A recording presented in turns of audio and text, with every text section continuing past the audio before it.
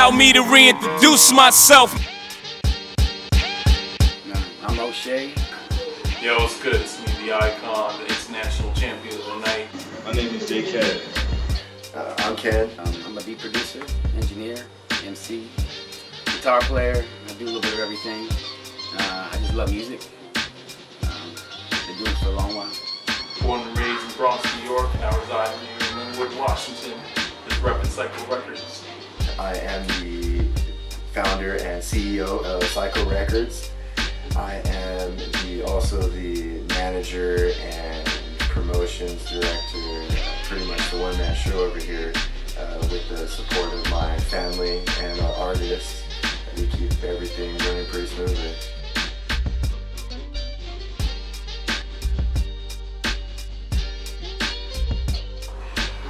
Funny story, I was always a fan of wrestling, even to this day I am, and I used to watch the greats like Shawn Michaels, and they used to call him the icon, and I thought I'd put a little twist and a little spin to it, so I put a little adjective to it, put an international champion of the night, so that's how I got it, and it's been with me ever since, tattooed on my arm and everything. That's what's up. I gotta say, I got that name for myself, along with the fans, along with my cousin. J-Cab comes from this. Jeremy kills every beat. That's what I do. I kill every beat, so yeah, that's my name. Moshe actually is kind of like a form that I kind of made. It's, that means Moses. It's actually a Hebrew way. It's pronounced a little bit differently. Because I connect with him in some ways. Family stuff, you know, family life, you know, story of Moses.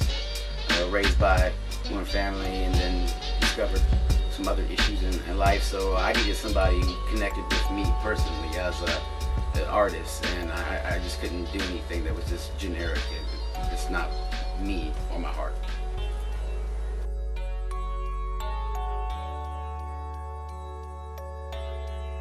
And I grew up there in Flint, Michigan until I was about 7, 8 years old, and that's when I got diabetes, and my family moved down to Florida. Lived there until my mid-20s. My mom passed away when I was a teenager, so that's kind of what drew me to music even more than when I was a kid, like my diabetes. I mean, I always have connection with music and pain, you know. Every time I have something hard in my life, I go to this right here instead of go to this right here, because that's how I am. That's what's got me this far in life, being by myself and alone. Was music, so music raised me.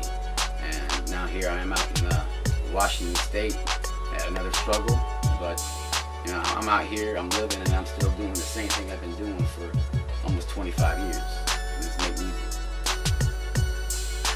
Grew up in the Marble Hill Projects in the Bronx, New York. Born and raised there my whole life, most of my life at least.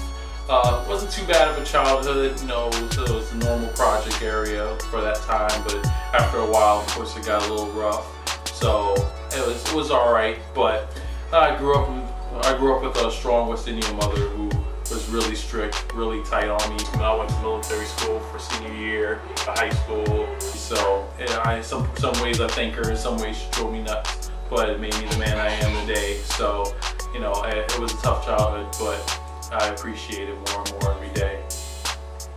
Virginia, East Coast, that's why I still reside. I wouldn't say I lived in the ghetto, I wouldn't say I lived in the suburbs. It was in between. I made the best of what I could, and I, you know, lived life. I grew up in a bunch of different places. I had a military dad. My mom was divorced at a young age, so I grew up with a stepdad who was a military dad and a biological dad who was also military. But we moved around a lot, so I got to experience a bunch of different things and see a bunch of different sites and have a bunch of different experiences, especially where music's concerned.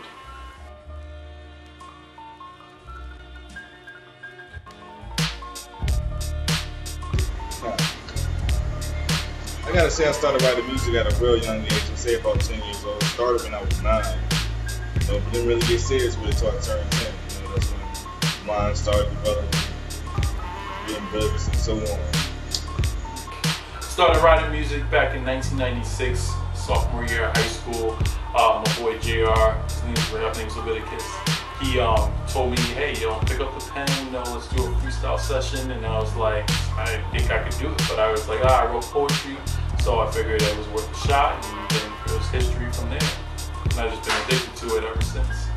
Instrumentation would be more like when I was 6 years old. I mean, I just started playing the guitar. I mean, I got planted in my lap by my aunt, who happened to be the whole reason why I'm out here in Seattle in the first place. Long story, she was like a mom to me. So, but writing music, I started around when I was 6 and do little guitar things and pretend I knew how to write music. And matter of fact, I still got this same guitar when I was 6.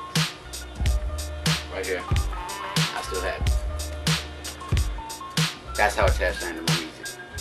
They don't leave me. This guitar has been on the streets with me. It's been everywhere with me. So that's how I feel about it. And I'm probably very good. But that's long story short. Instrumentation. My bad. Off beaten path. Music though. Started writing music. I guess 6. I mean, lyrically, I started in my teens and. Music's always been my life. I mean, so writing music, I think it started when I was 6. I mean, I had to say this. I've done chords and sheets and sheet music and all that stuff, but I mean, I think writing music it's not really educational. It's how you feel and in your mind, I guess, and on paper. So 6.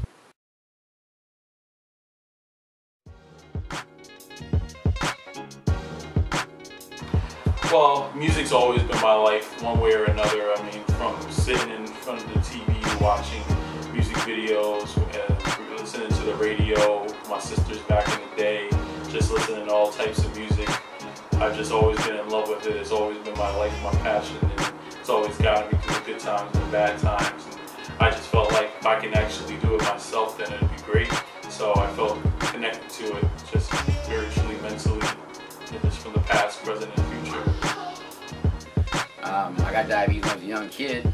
I didn't really know much about the guitar, but after I got out of the hospital, you can never tell anyone you did this. I had to take shots and syringes and all that stuff. And I started feeling connected to music. I grew up poor, in the trailer park as a young kid. You can never tell anyone you did this.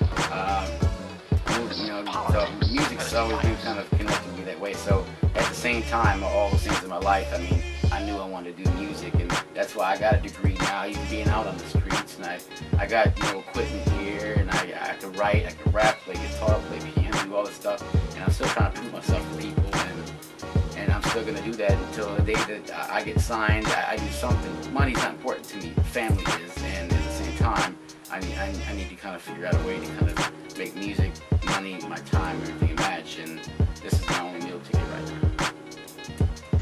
I think I was in school one day. Back when we used to play instrumentals, and then you used to record on your cell phone, you let your friends listen to it. I think I'm in middle school and I'm letting my friends listen to my music. Everybody's vibing. Everybody likes it. I like it. See, I had an input from other people that it was good. And certain people told me that my voice was meant to be on the radio when I was close. I kept on going. So I got to say around middle school area when I started, really devoting my life to music. Yeah.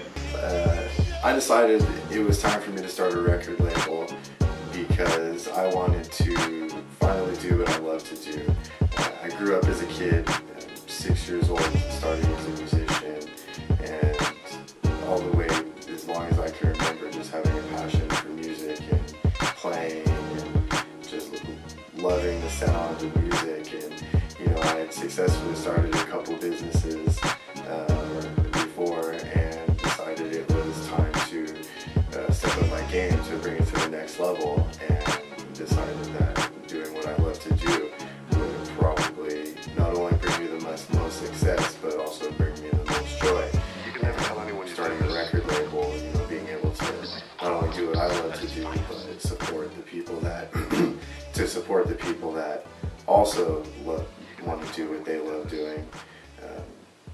Just would make me happy.